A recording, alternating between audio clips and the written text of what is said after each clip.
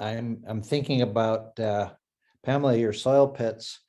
I ended up, I have a similar story, only instead of fish, it was agricultural science.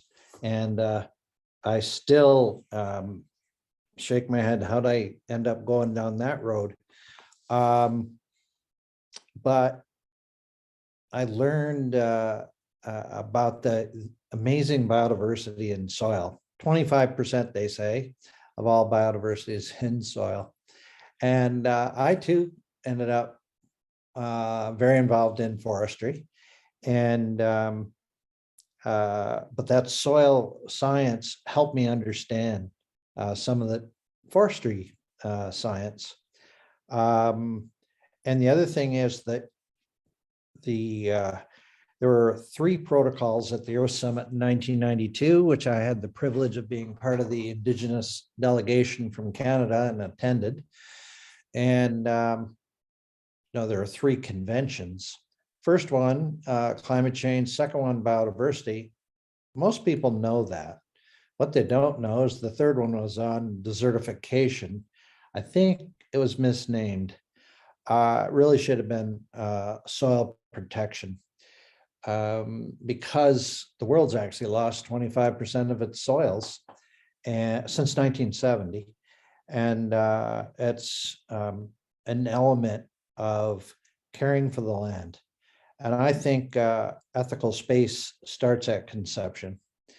And at conception, there's a deal. The deal is we have this incredible life that we are given, but we have responsibilities. And even in terms of our relationship with other living beings, I'm not talking about humans only, I'm talking about our brothers and sisters of creation, plants and animals in particular. And actually some of the early treaties were with those animals. We were kind of last to show up on the scene.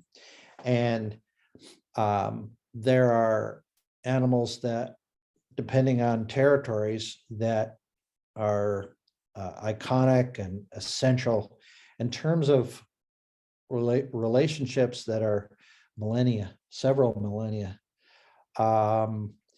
And they have looked after us. They have fulfilled their duties to creation in order that we can fulfill ours, in order that we can celebrate life and continue life. So it's important to express our gratitude, contemplate, connect with that incredibly diverse connections that we can have when we find our ways of what in Western terms refer to as connecting with nature. An elder that I spent a lot of time with had me spend time with him, sometimes all night, watching video. And one video was about Einstein, and somebody posted something that expressed the same things that I witnessed in that one particular occasion. And Einstein talked about the scientific method, and what he had to say was that everything that he discovered when he let that go, when he actually found a way to calm himself down, to go beyond his mind. And so the sum of what I feel is possible is that ethical space helps us understand 2 knowledge systems, 2 ways of knowing. It creates accommodation for those 2 knowledge systems to come together and to improve our understanding of not only the physical world, the intellectual world, but also the empathic or the emotional world, which is led by love, and the spiritual world, which is understanding that energy, that life that is in all things. Einstein talked about waking up in the morning and reminding himself that everything that he sees is actually an illusion.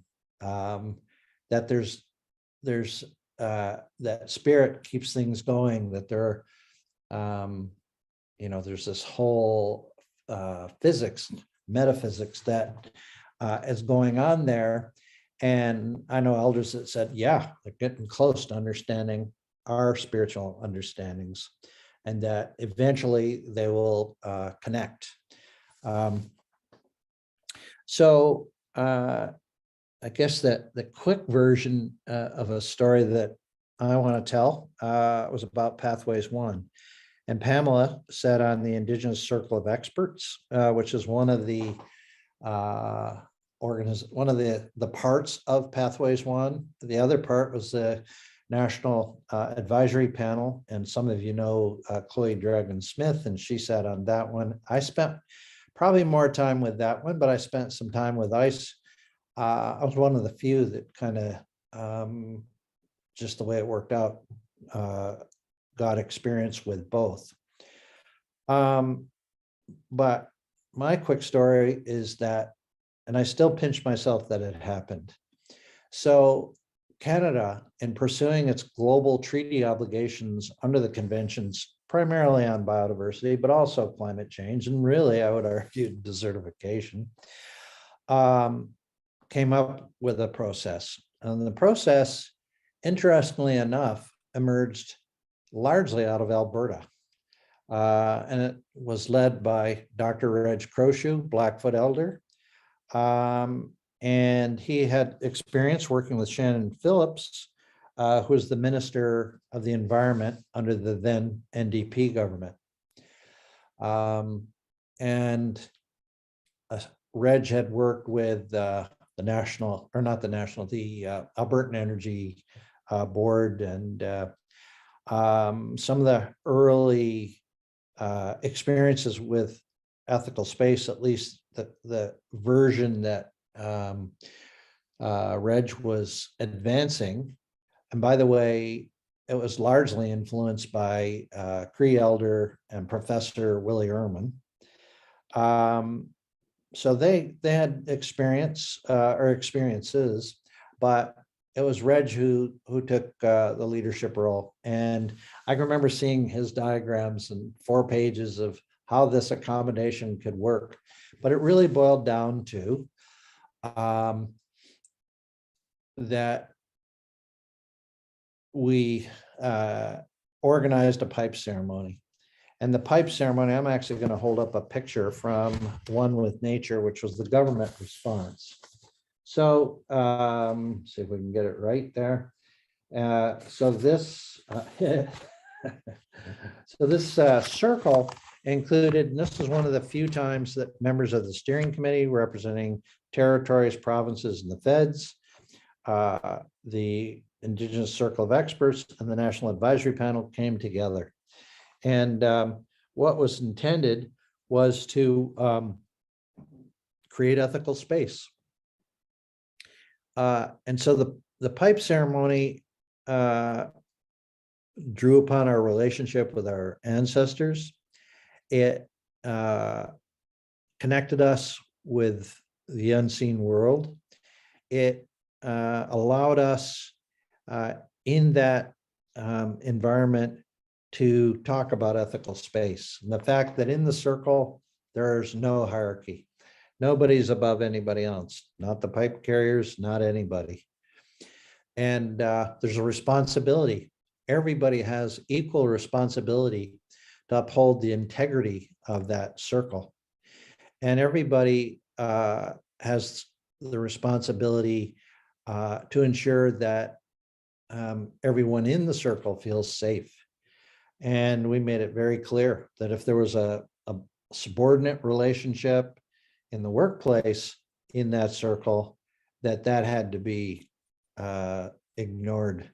that there was to be no repercussions with what might come to someone's heart and mind.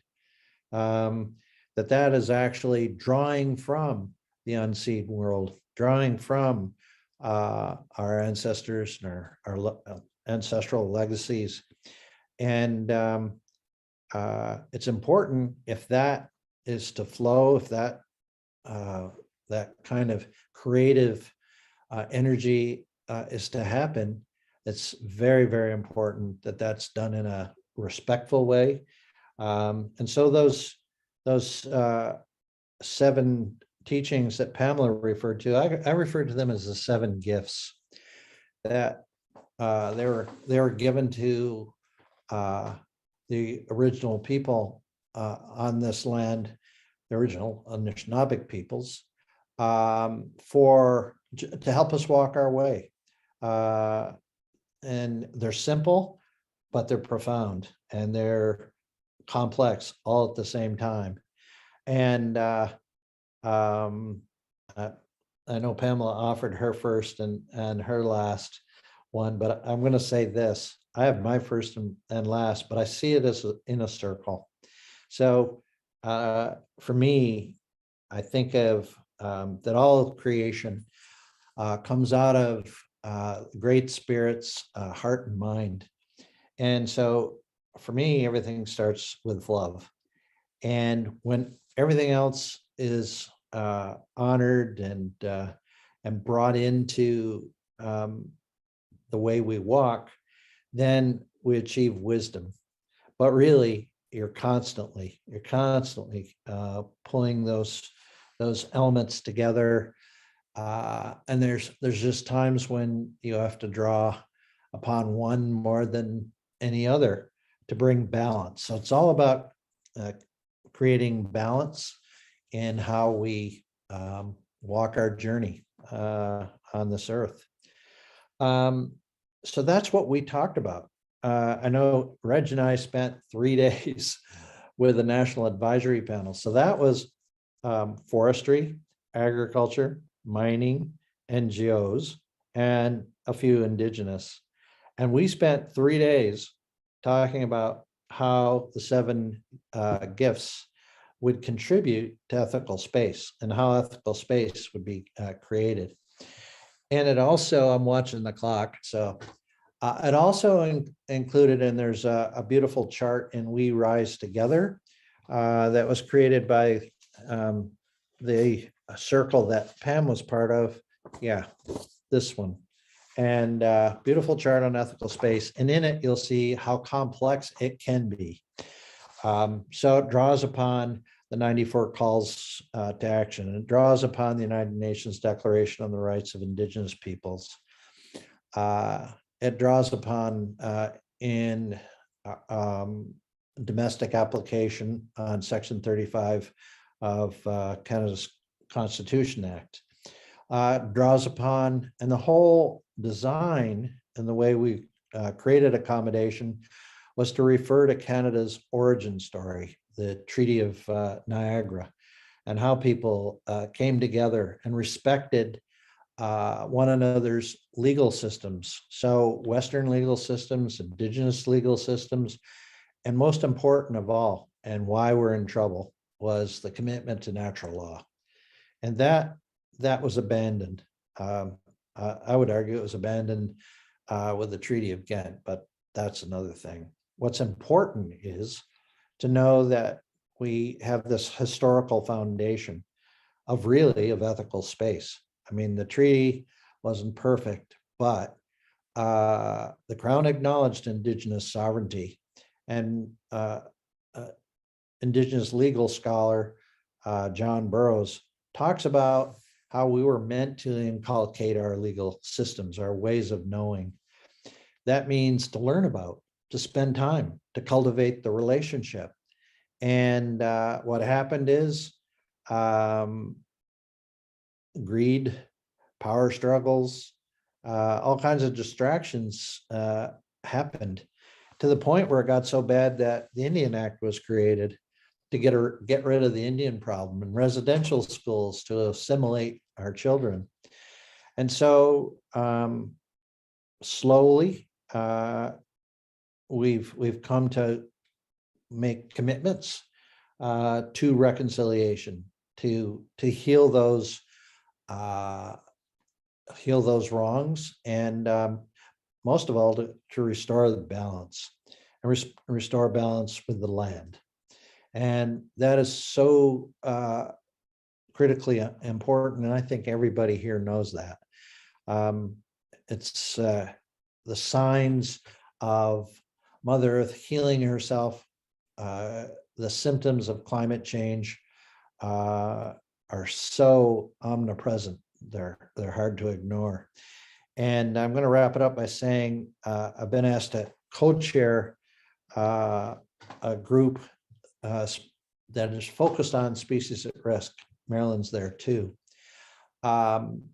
And one elder told the story of how his, I believe it was his grandfather, said the day would come when there'd be significant species change, when the earth would heal herself, and that not to fear that there would be turmoil, there'd be difficulties, but this was part of the purification that the earth had to go through.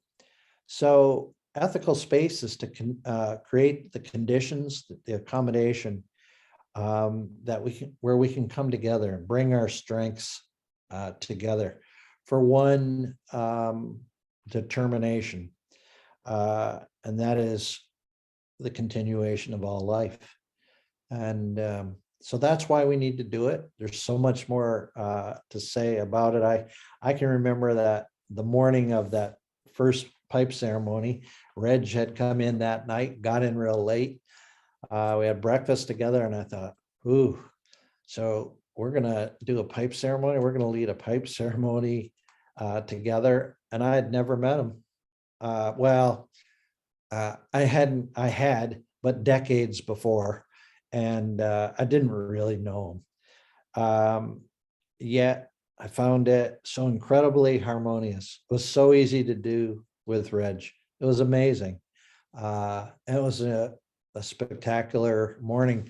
I do remember, and yeah, I see the clock. I do remember the night before going over with someone who was a key bureaucrat. And I say that in a good way here. I really got to know this person quite well. He actually has a cottage in our territory. But anyway, we went to walk the site where the pipe ceremony might happen. And it had rained hard for 4 days. And it was still kind of wet. But this was in the morning before, so we had 24 hours to go. And I just thought, we got to do it. And I felt that the sun was very strong. I knew it would dry up considerably, and it did. And so we walked over on Maple Island is where it happened, not far from Sussex Drive, and on where the Rideau comes into the Ottawa. And so we had this beautiful, brilliant day, and had our ceremony. So I'm going to leave it at that.